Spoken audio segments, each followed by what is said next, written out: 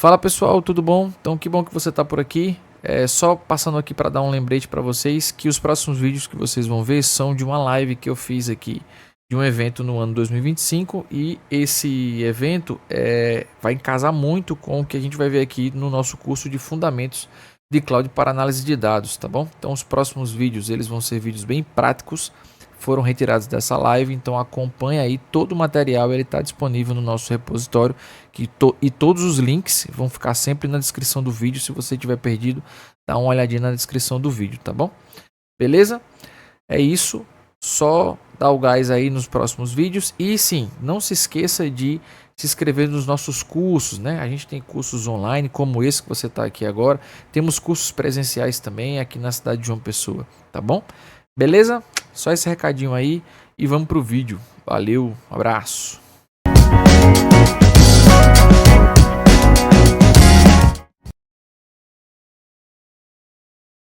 Isso, Kenji. Na verdade, Kenji, desculpa. Isso, Jamie. Na verdade, não se utiliza tanto Linux. Assim, se utiliza Linux, né? Porque a gente tem uma brincadeira de tudo hoje em cloud é um monte de máquina Linux, então. E também porque são as mais baratas, né? Algumas ficando ali até de graça para você poder utilizar. Lembra, pronto, da Google Skillsboot, essa parte de educação ali dessas plataformas, elas entregam para vocês muitos servidores Linux para vocês poderem brincar ali, testar e tal. Justamente porque é barato, né? É de graça. Então eles entregam ali para vocês poderem criar a nuvem de vocês, criar ali os bancos de dados, criar toda a estrutura em cima desses caras, entendeu?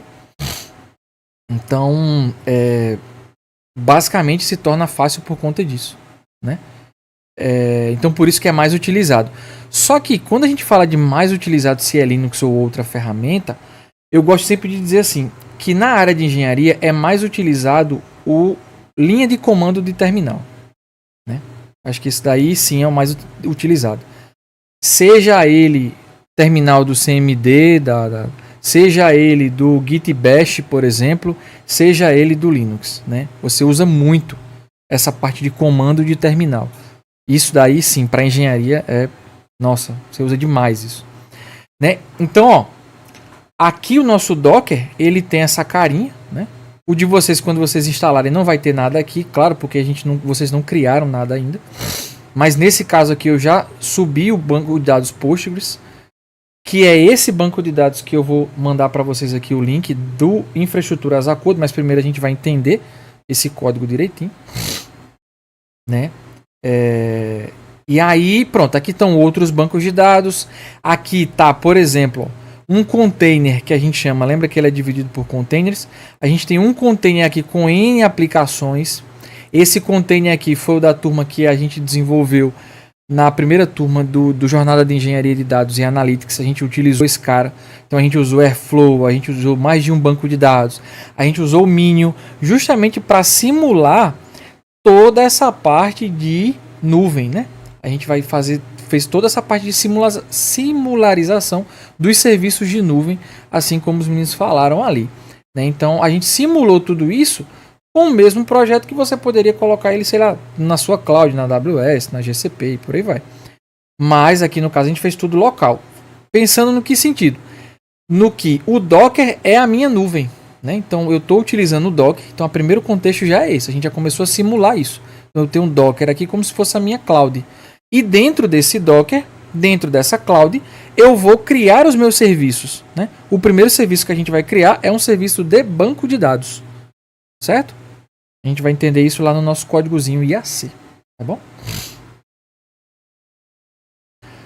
Então, aqui você consegue monitorar as suas informações, você vê quanto de CPU ele está utilizando, quanto de memória ele também está utilizando, de armazenamento, você consegue já monitorar tudo por aqui. As imagens que foram baixadas nesse cara.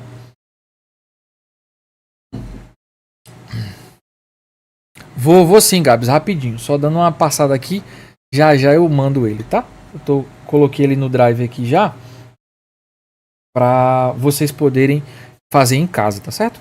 Então, ó, eu tenho a imagem do Postgres, eu tenho a imagem do Minion, que é um storage que simula ali o meu S3 da AWS, né? Eu tenho um outro banco de dados que é o MariaDB. Eu tenho a própria imagem do Airflow para o curso que a gente fez. A gente criou a imagem desse cara. Tem o Metabase, que é o meu visualizador de dados. Tem uma imagem do Metabase que está aqui. E outros bancos de dados também. MySQL, por exemplo, e por aí vai. Tá certo? Os volumes, né? Lembra que essa questão de volumes que é aquela parte que ele armazena fisicamente na minha máquina. Então tem um volume aqui sendo utilizado de 173 MB que ele armazenou quando a gente estava lá na aula. Então todas essas informações ele também grava, lembrando, né? Voltando para cá, ele usa do meu PC tanto o HD quanto o processador, quanto memória, mesma coisa.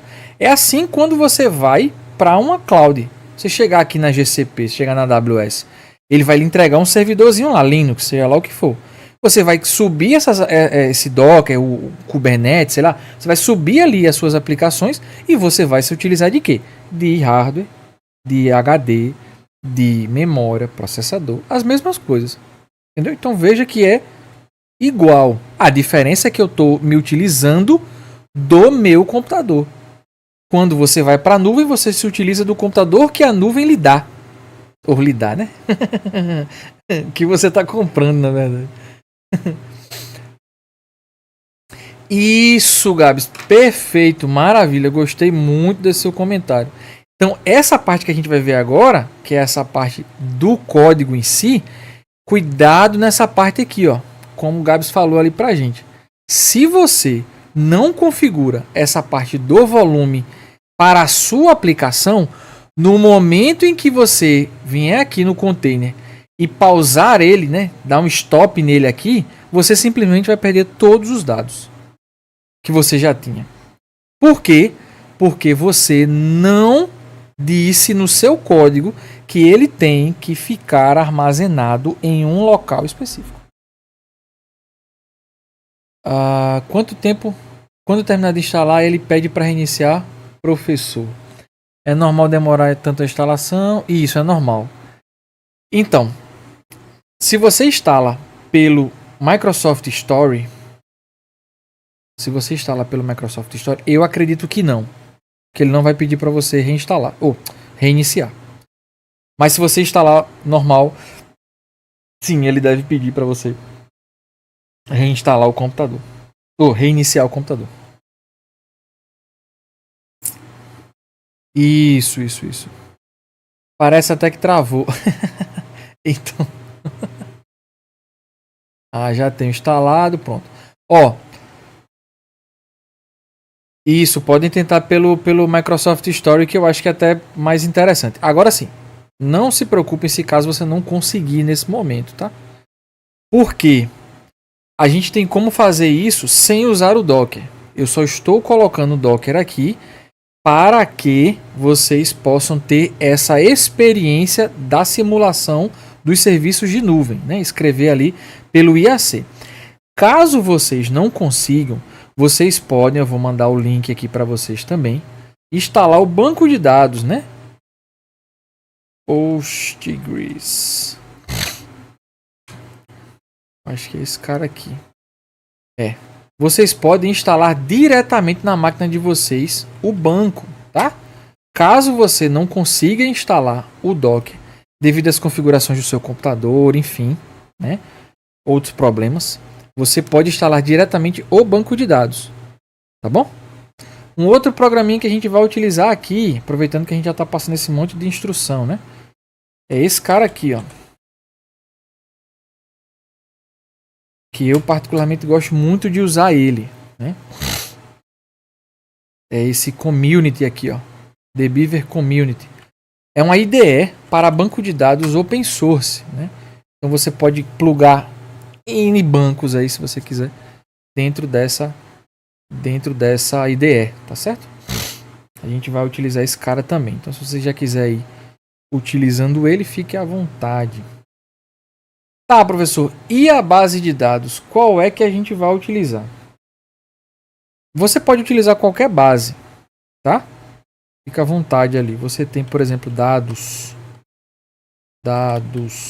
gov. Isso, SGBD. Não, Dbeaver não é o SGBD não. Postgres que é. Ó, você tem esses dados Gov aqui. Você pode baixar a sua base por aqui, né? Você tem o mais famosinho de todos, que é esse cara aqui, ó.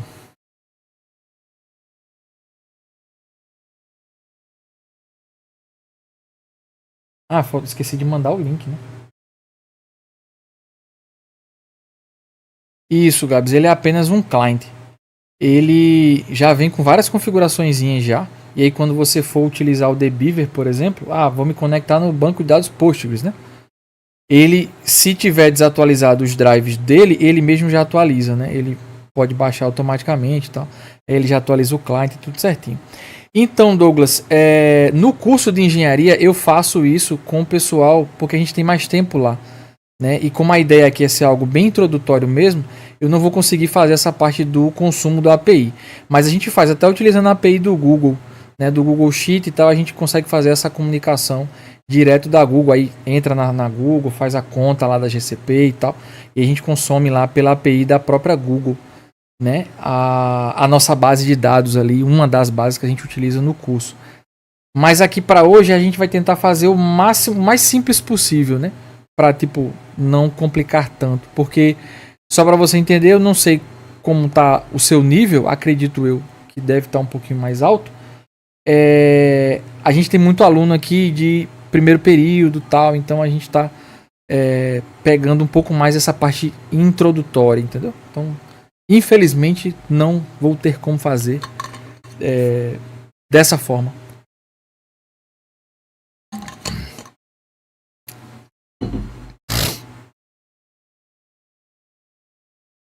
Beleza, então vão configurando aí esses links. Eu só não mandei o do Kaggle, né?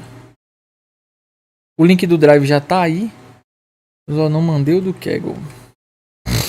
Pronto.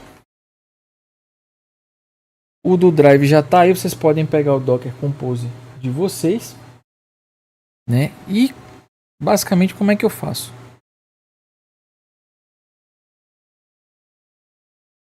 Vou abrir o terminal aqui.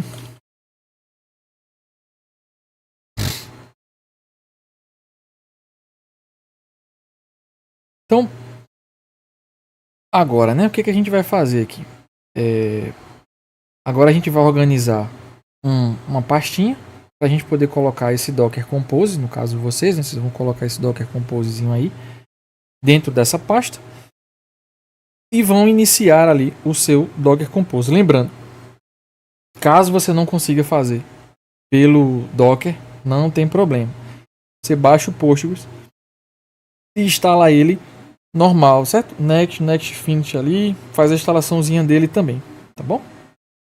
Caso você não consiga fazer hoje, também não tem problema.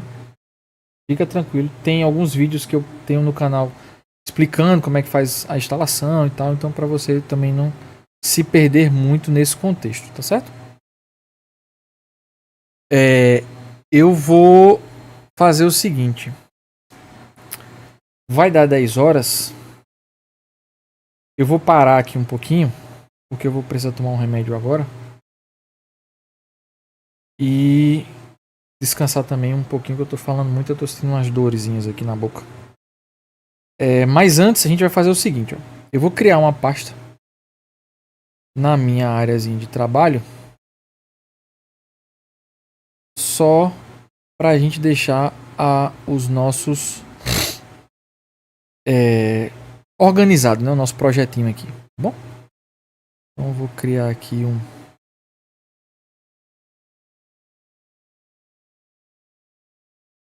cadê? Deixa eu ver aqui.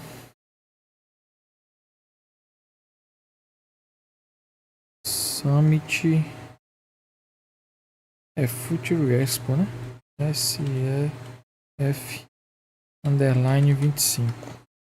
Tá aqui.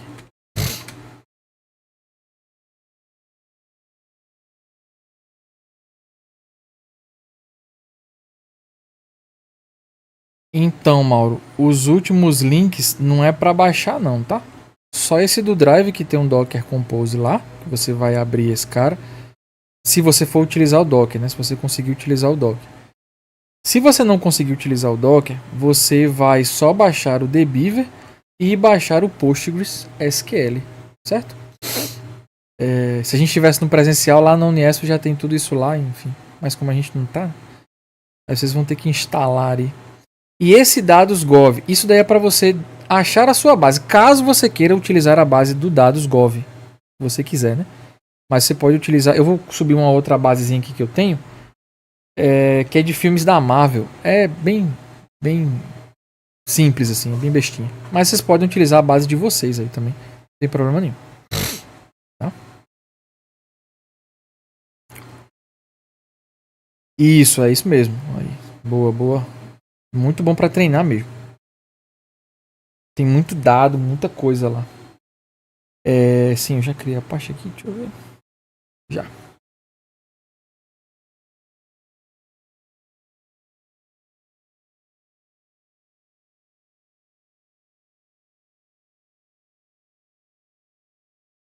Aí, ó, por exemplo, eu criei essa pastazinha chamada Ceph 2000, Ceph_25, né? Eu criei essa pastazinha aqui. No caso de vocês, vocês vão também criar essa pastazinha, tá?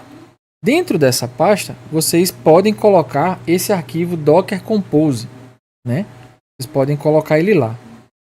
Eu vou colocar ele, mas eu não vou utilizar ele de lá, porque o meu banco de dados já está em pé, né? Então eu já subi ele. O que eu vou fazer aqui? Vou só colocar ele lá para poder mostrar para vocês como é que vai ficar a estrutura de arquivos, né? Para vocês aí brincar depois.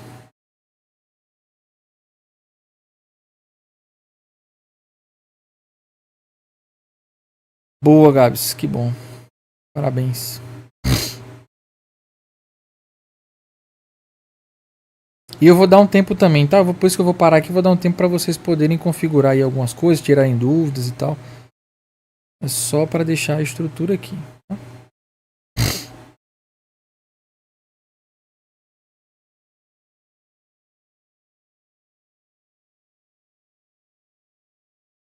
Aqui, ó. Então,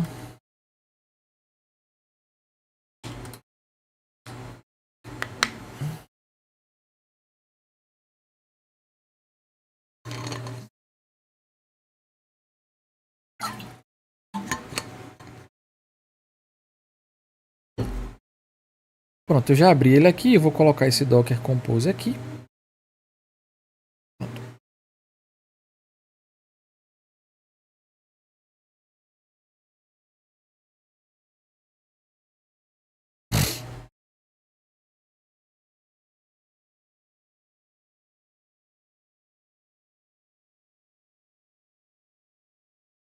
Ó.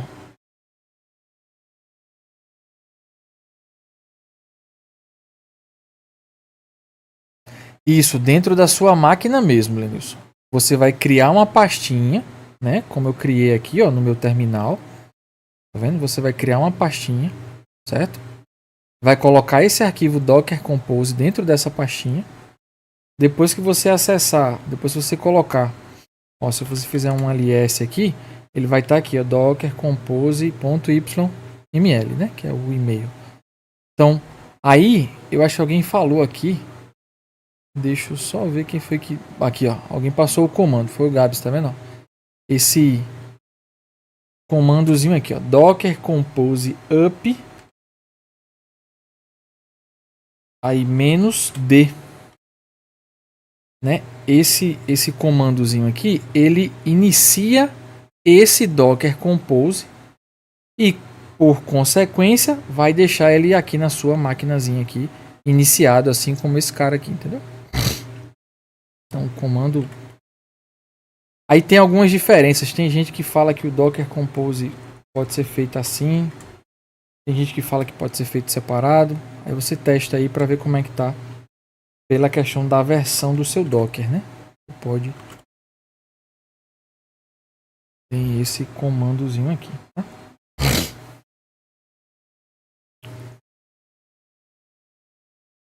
Pronto, galerinha, vou deixar vocês aqui fazendo essas configurações. Vou só desligar minha câmera, vou botar um sonzinho e vou ali tomar um remédio, tá?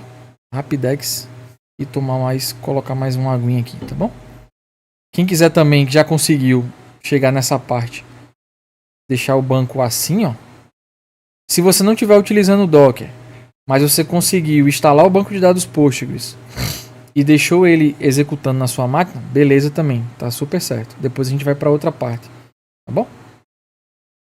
Aí lembrando, todas essas etapas que a gente está fazendo aqui também são parte da engenharia, né? Só para lembrar vocês aí. Por quê? Porque às vezes você precisa dessas configurações. E quem é que vai instalar essas configurações? É você. Tá ligado? Às vezes não tem isso pronto, é você que vai criar isso, né? Então, toda essa estruturazinha aqui, tá bom? Tô por aqui, hein? Deixa eu deixar a câmerazinha ligada. Eu tô só fazendo uns testezinhos aqui justamente para facilitar aí a execução de vocês. Vou deixar aí vocês aí, vou dar mais um tempinho. Tava só testando aqui algumas coisas para essa partezinha aqui. Então a gente vai usar um códigozinho aqui. É simples, tá? Lembrando, a gente vai explicar parte por parte, tá bom? Se caso você não consiga, não tem problema, fica tranquilo, fica tranquilo. E a ideia aqui é que vocês entendam o conceito daquilo que a gente está desenvolvendo, tá bom? Mas e qual é o conceito que a gente está aplicando aqui? Os conceitos básicos de engenharia de dados, que é o que? Eu tenho uma base, né? Independente, aí eu estou simulando essa base aqui, vindo de um arquivo CSV não tratado, né? Meio bagunçadinho ali. Mas como o senhor Douglas mandou aqui, você pode, sei lá, plugar de uma API, né? Que geralmente vai lhe entregar ali um JSON, vai lhe entregar ali algum outro tipo de arquivo e você vai precisar tratar ele. Então, esse é o conceito que a gente vai utilizar aqui. Eu não sei qual é a minha fonte, né? Consequentemente, a gente não tem esse controle. Lembra que eu falei isso logo hoje um pouquinho mais cedo. Que a gente não tem como controlar essa fonte. Porque, enfim, tem dado de tudo que é canto, né? E você pode trabalhar com uma base de dados estruturada, linda e maravilhosa, mas daqui a um tempo você não. Você vai trabalhar com um negócio bem cagado ali. Então, tem que ter esse conceito, né? Só que qual é a prática? A prática é, primeiro, eu peguei aquele arquivo original, eu peguei aquela fonte original, eu vou fazer um tratamento naquela fonte ali e eu vou salvar aquela fonte num outro local. Por quê? Porque eu preciso garantir o histórico do dado. Entendeu? Eu preciso ter o dado na sua forma original e depois eu vou criando camadas, né? Que aí a gente entra na parte de arquitetura de dados, arquitetura de hierarquia de dados, então onde você vai ter, eu já botei uma pastinha, só tem um spoiler ali, tem uma pastinha chamada raw, tem uma camada que a gente pode chamar ela de landing, ou de stage, ou de bronze, ou de silver, ou de gold, né? Então tudo isso são camadas de tratamentos de dados, né? Enquanto vocês estão configurando aí, eu estou só dando essa passada. Por quê? Porque isso é um dos conceitos da área de engenharia. Eu não pego um dado que está, por exemplo, no meu ambiente de produção e eu altero ele lá. Não. Não posso fazer isso. Eu tenho que tirar ele de lá e colocar ele num outro local. No nosso caso aqui, a gente está pegando um arquivo que vai ser... Eu vou até colocar lá no Drive também. Que é essa basezinha que eu estou utilizando. Vocês podem utilizar aí. A gente está utilizando uma base que eu tinha feito um download anteriormente. E essa base ela não está tratada, né? Então a gente vê ali que tem umas aspas, a gente vê ali que tem algumas interrogações por essa questão de UTF, não reconhecer ali a linguagem que a gente está trabalhando, né? A codificação que a gente está trabalhando. Então, assim, esses conceitos a gente precisa aplicar. Por isso que eu, né, volto e repito. O nosso treinamento hoje, o nosso workshop hoje, ele é bem básico. O foco dele é fazer com que todos vocês aqui saiam entendendo como é que funciona esses principais conceitos. Quando vocês tiverem ali mais tempo, mais experiência e tal, vocês consigam aplicar esses conceitos. Porque ele vai ser aplicado aqui, ele vai ser aplicado na China, ele vai ser aplicado em qualquer lugar. Certo? Um desses conceitos é: não posso tratar um dado dentro da minha base de produção. Isso é terminantemente proibido. Eu tenho a minha base de produção ali, eu tenho os dados que estão ali na aplicação, no programa da empresa, seja lá onde for, no banco de dados lá da empresa. Primeira coisa que você tem que fazer é retirar esses caras dali, fazer uma cópia deles, um backup, sei lá, tira eles dali e coloca eles num outro local. Só aí é que você começa a brincadeira. Então, que é o que a gente está fazendo, né? Então, eu peguei a minha base aqui, ó, vou colocar ela num outro local tratado, né? Eu vou tratar ali os meus arquivos, vou tratar esses dados aqui, né? Depois eu vou mostrar para vocês como é que a gente fez isso. E por fim, eu vou salvar isso num banco de dados. Poxa, professor, por que esse trabalho todo? Então, por que eu não posso ler direto do CSV e jogar lá dentro do Power BI? Você pode, não tem problema nenhum. Dentro do Metabase, né? E isso tem que trabalhar com a cópia, Gabs, perfeito. Você pode muito bem fazer isso, colocar ele dentro do Metabase, colocar ele direto no Power BI. Não tem problema nenhum. Mas, nesse quesito, a gente não vai estar sendo engenheiro de dados. Nesse quesito, a gente não vai estar aplicando as boas práticas de engenharia de dados. Nesse quesito, a gente não vai estar tratando o dado antes para entregar um dado confiável, com qualidade e seguro. Concorda? Sim ou não? Responde aí. Porque, por exemplo, quem é que vai me garantir que aquele dado que está lá na ponta, que o usuário inseriu, está certo? Foi inserido da forma correta. Entendeu? Então, por isso que tem que passar por essa... Vamos já colocar um outro nomezinho para vocês aqui. Por essa pipeline de dados. Essa pipeline de transformação. Que o que a gente chama hoje na engenharia de dados, na análise, nessa nova área de dados, a gente chama isso de ETL. Extração, transformação e carregamento dos dados. Né? É isso que a gente faz. A gente extrai de algum lugar, a gente transforma e consequentemente salva num outro local, e depois a gente carrega isso num outro local. Já tratado, já confiável, já com qualidade. Se for o caso, você aplica uma regra de negócio ou uma regra de modelo de dados ou não, você pode aplicar ali já o seu modelinho. Né, para a galera que vai para a área de ciência, é nesse momento que você começa a aplicar ali os seus modelos. Entendeu? Então, precisa ter esse tratamento, né, essa transformação, tratar o dado com base no seu banco, né? Então, vamos supor, se você estiver trabalhando com a outra base aí, você não vai usar o mesmo tratamento que eu estou utilizando nessa daqui. Né? Então, só para a gente ficar na mesma página. Ah, professor, o senhor usou uma função ali que vai tratar o dado, vai apagar uma coluna, vai transformar uma coluna na outra, não sei o que, mas no meu não tem isso daqui. Realmente, porque a sua base é uma outra base. Se você estiver utilizando essa base que eu disponibilizei lá no Drive, aí você pode fazer esse mesmo scriptzinho aqui que eu também vou mandar para vocês já já. Mas primeiro a gente vai ler ele e depois eu mando para vocês, tá bom? E por fim, a gente vai pegar essa base que a gente tratou em CSV e vai salvar ela no meu banco. Por isso que eu falei para vocês, caso não dê certo a utilização do Docker e a criação do serviço de banco de dados pelo Docker, você pode só instalar o banco de dados normal, que aí depois você só pega esse arquivo e vai salvar ele lá no seu banco. Nível de código, tá bom? Bem simples. A gente vai fazer uma mini análise exploratória. Se você quiser saber mais sobre isso, o professor Messias está falando sobre esse assunto muito mais do que eu aqui.